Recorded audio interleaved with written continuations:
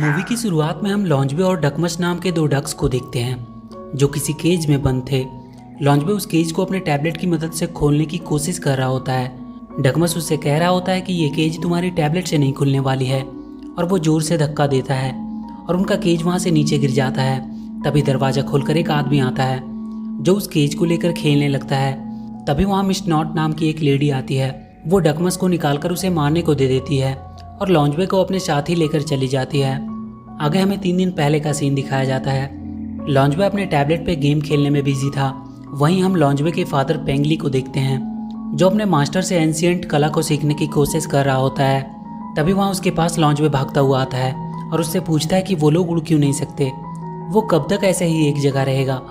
पेंगली उससे कहता है कि वो लोग मैंड्रीन डक हैं और उन्हें उड़ने की कोई ज़रूरत नहीं है। वो उसे कोई नया गेम डाउनलोड कर लेने को कहता है, पर लॉन्जबे कहता है कि अब वो टैबलेट पे कोई गेम नहीं खेलना चाहता क्योंकि वो अब इन सब से ऊब चुका है। वो उड़ना सीखना चाहता है ताकि वो बाकी दुनिया देख सके।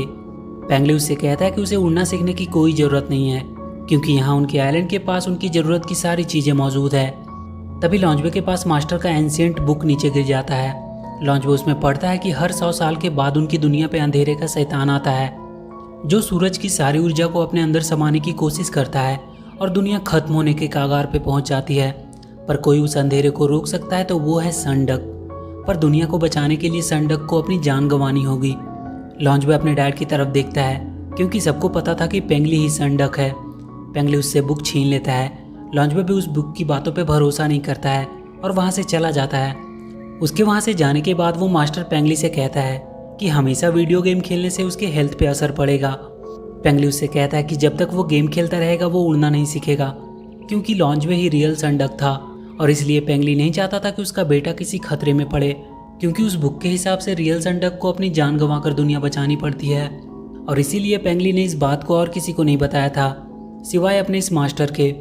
आगे हम एक मार्केट को देखते हैं जहाँ कैंगा और निक नाम के दो चोर वहाँ के दुकान से कुकीज चुराने की कोशिश कर रहे थे।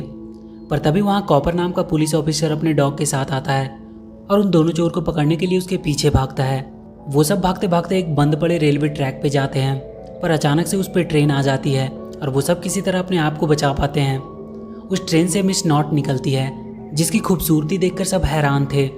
मिस नॉट अपने आप को एक घर में ले जाने को कहती है। उसके पास उस घर की तस्वीर भी थी। वहाँ एक आदमी आता है और कहता है कि उस घर में तो कई साल से कोई भी नहीं रहता है, और वो मिस नॉट को उसके सामान के साथ उठाकर अपनी ट्रॉली पे रख लेता है और उसे उनके घर पहुंचाने निकल जाता है। यहाँ लॉन्जबे अपने टावर से देखता है कि कुछ डक्स का ग्रुप उनके आइलैंड पे आया है, पर उन डक्स का लीडर की बेटी एरिका अपने ग्रुप से निकलकर वहाँ टावर के पास रुक जाती है। लॉन्जबे उसे छुपकर देखने लगता है। वो सारे डक्स वहीं रुकते हैं। उन सब का लीडर डकमस नाम का एक डक होता है। वो अपने ग्रुप से कह रहा था कि वो लोग सही सलामत हवाई पहुंच चुके हैं। लॉन्जबे वहाँ से उनकी बातें सुन रहा था।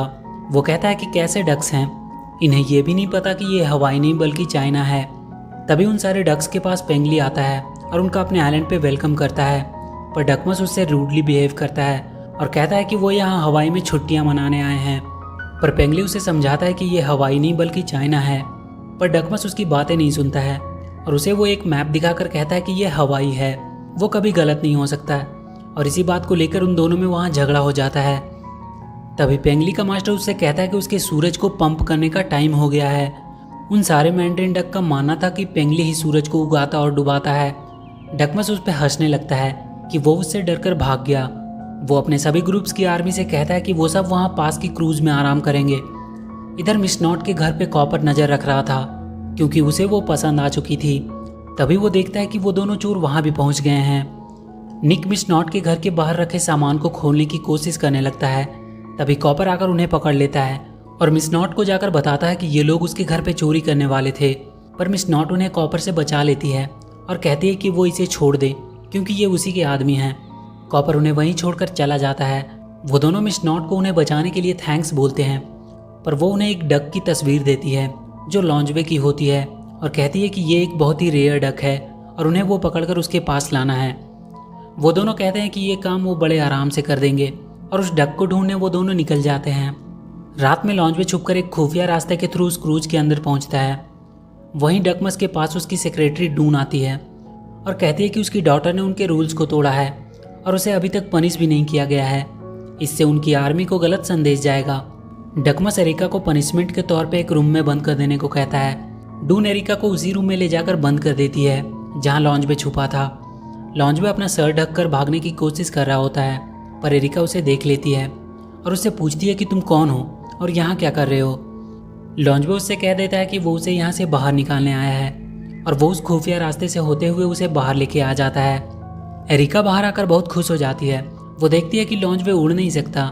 लॉन्जवे उसे अपने बारे में बताने लगता है कि कैसे उसके डैड ने उसे उड़ना नहीं सिखाया, क्योंकि वो कहते हैं कि मैंड्रिन डक उड़ते नहीं हैं। एरिका कहती है कि सारे डैड्स ऐसे ही होते हैं, उसके डैड भी उस पर हमेशा चिल्लाते रहते हैं। लॉन्जवे कहता है कि हाँ, तुम्हारे डैड थोड़ा पागल लगते हैं। ये सुनकर एरिका उस पर गुस्सा हो जाती है और वहाँ से चली जाती है। अगले दिन एरिका फिर से लॉन्जवे के पास आती है। वो लॉन्जवे को उड़ना सिखाने लगती है, पर लॉन्जवे की पहली उड़ान काफ़ी निराशजनक रहती है, पर वो अपनी तरफ से पूरी कोशिश कर रहा होता है। इधर वो दोनों चोर लॉन्जवे की तलाश करते करते उनके आइलैंड के बहुत करीब आ गए थे, पर वो आइलैंड चारों तरफ से पहाड़ से घिरा हुआ था, इसलिए वो लोग एक जगह पे बॉम्ब लगाकर उसे तोड़ने का सोचते हैं। लॉन्जवे एक बार फिर से उड़ने की कोशिश करता है और उस टावर से कूद जाता है। वो सच में अब उड़ पा रहा था। वो तेजी से उड़ने लगता है और जाकर वहाँ जोर से पहाड़ से टकराता है। उधर उन दोनों चोरों ने बॉम्ब ब्लास्ट कर दिया था, इसलिए वहाँ पहाड़ भी टूटती है। एरिका को लगता है कि लॉन्जवे के टकराने से वो पहाड़ टूटी है। लॉन्जवे वहीं तालाब में गिरकर बहने लगता है। उन दोनों के ब्लास्ट से वहाँ एक होल हो गया था, जिससे उस आइलैंड का सारा पानी वहाँ से बहकर बाहर जाने लगा था। लॉन्जवे भी बहता हुआ उस होल तक पहुँचता है, पर निक उसे लात मारकर अंदर धकेल देता है। लॉन्जवे फिर से हवा में ऊपर उड़ने लगता है। एरिका भी उसके पास आ जाती है। वो दोनों अब बहुत खुश थे। वो दोनों वहाँ से देखते हैं कि उनके आइलैंड का लेक का पूरा पानी सूख गया है। लॉन्जवे को भी लगता है कि उसने टक्कर मारकर पहाड़ में होल कर दिया और सारा लेक उसके थ्रू बह गया। लॉन्जवे एरिका से कहता है कि वो कब से उड़ना चाह रहा था, पर हमेशा उसके डैड मना कर देते थे। एरिका कहती है कि वो लोग साथ में कहीं और भाग सकते हैं और दोनों साथ में जाने लगते हैं, पर लॉन्जवे तुरंत वापस आ जाता है और कहता है कि वो अपने डैड को ऐसे छोड़कर नहीं जा सकता। एरिका भी वापस अपने डैड के पास चली जाती है। अगली सुबह जब डकमस नहाने के लिए तालाब में छलांग लगाता है तो वो देखता है कि तालाब तो पूरा सूख चुका है। वो गुस्सा हो जाता है और पेंगली से लड़ने लगता है। वो दोनों एक दूसरे को इसके लिए जिम्मेदार मान रहे थे। वो दोनों अपने साथ के डक्स को लड़ाई के लिए तैयार करने लगते हैं, पर लॉन्जवे अपने डैड और बाकी सभी को बताता है कि लेक उसकी वजह से गायब हुआ है, क्योंकि उसने वहाँ के पहाड़ में टक्कर मारकर एक होल कर दिया था। उसके पास एरिका आती है और उससे कहती है कि वो उसके साथ है। तभी वहाँ डकमस भी आता है, जिसे देखते ही पेंगली उसे एक लात मारता है और वो सीधा उस लेक में गिरने लगता है। जहाँ निक उस होल के थ्रू अंदर आकर डकमस को पकड़ लेता है और उसे अपने केज में बंद कर देता है। एरिका डकमस को बचाने के लिए जाती है। तभी एक डक देखती है कि लॉन्जवे के सीने में सन का साइन चमक रहा है। वो कहती है कि ये तो सन डक है, मतलब अब तक पेंगली ने उन्हें बेवकूफ़ बनाकर रखा कि वो सन डक है। उसका मास्टर सबको बताता है कि उसने ये सब लॉन्जवे की जान बचाने के लिए किया था। लॉन्जवे भी एरिका की मदद करने के लिए उसके पीछे जाता है। वो दोनों चोर डकमस को लेकर मिस नॉट के पास आ जाते हैं। लॉन्जवे और एरिका भी उसका पीछा करते करते उसके घर तक पहुंच गए थे। मिस नॉट डकमस को देखकर उन दोनों पे गुस्सा करती है कि ये वो डक नहीं है जिसे वो लाने बोली थी। तभी उसकी नज़र वहाँ लॉन्जवे पे पड़ती है और वो उसे पकड़ने के लिए जाती है। वो उसे भी पकड़कर डकमस के साथ ही बंद कर देती है। इधर पेंगली अपने बाकी सभी डक से कहता है कि उन्हें लॉन्जवे को बचाने के लिए जाना होगा और वो उन सबको उड़ना सिखाने लगता है। मिस नॉट सनराइज होने से पहले अपनी एक खास मशीन को रेडी करने लगती है और इधर कैंग उन डक्स के साथ खेल रहा होता है। तभी उसके पास मिस नॉट आती है और डकमस को उसे मारने के लिए देकर लॉन्जवे को अपने साथ लेकर चली जाती है। एरिका भी अपने फादर के सभी आर्मी डक से उन्हें छुड़ाने के लिए उनकी मदद मांगती है। कैंग इधर डकमस को मारने वाला होता है, पर डकमस किसी तरह अपने आप को वहाँ से छुड़ा लेता है और वो कैंग को वहाँ उसकी रस्सी से बांध देता है। मिस नॉट अपने घर के ऊपर अपना मशीन सेट करने लगती है। उसका एंटीना सूरज की ऊर्जा को खींचने लगता है। डकमस को बचाने के लिए एरिका बाकी आर्मी को लेकर उसके पास पहुंच चुकी थी। पेंगली भी अपने बाकी सभी डक्स के साथ वहां आ चुका था। वो सारे डक्स मिलकर उस पर हमला कर देते हैं और पेंगली के एक तीर से मिस नॉट का असली चेहरा सबके सामने आ जाता है। वो एक बहुत ही बूढ़ी औरत थी और वो वापस से अपनी जवानी पाने के लिए सूरज की सारी रोशनी को खींच रही थी, जिसमें उसे सनडक की बलि देनी थी। पेंगली और उसके सारे डक मिस नॉट के सामने बहुत कमजोर पड़ रहे थे। तभी डकमस भी अपनी आर्मी के साथ मिलकर उसके ऊपर हमला कर देता है, पर वो अंदर चली जाती है और अपने सर पे एक मशीन लगा लेती है, जिससे उसे सूरज की ऊर्जा मिलने लगती है। वो वापस से जवान और सुंदर होने लगती है।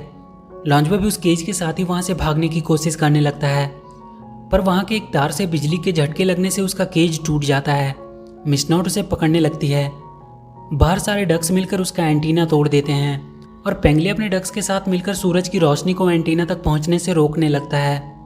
पर मिस नॉट के पास एक और बैकअप एंटीना था। उसकी मशीन फिर से काम करने लगती है। लॉन्जवे वहां से भागने की पूरी कोशिश कर रहा होता है। मिस नॉट उसे पकड़े हुए थी। लॉन्जवे सूरज की तरफ अपना हाथ करता है और सूरज का सारा पावर उसके सीने पे पड़ने लगती है और बहुत जल्द उसकी पावर से वो एक जलता हुआ आग का गोला बनकर मिस नॉट के घर में गिरता है। उसका सारा घर बर्बाद हो जाता है। एरिका लॉन्जवे को ढूंढने जाती है। वो वहीं दबा पड़ा होता है। सब सोचते हैं कि वो मर चुका है, पर लॉन्जवे जिंदा था।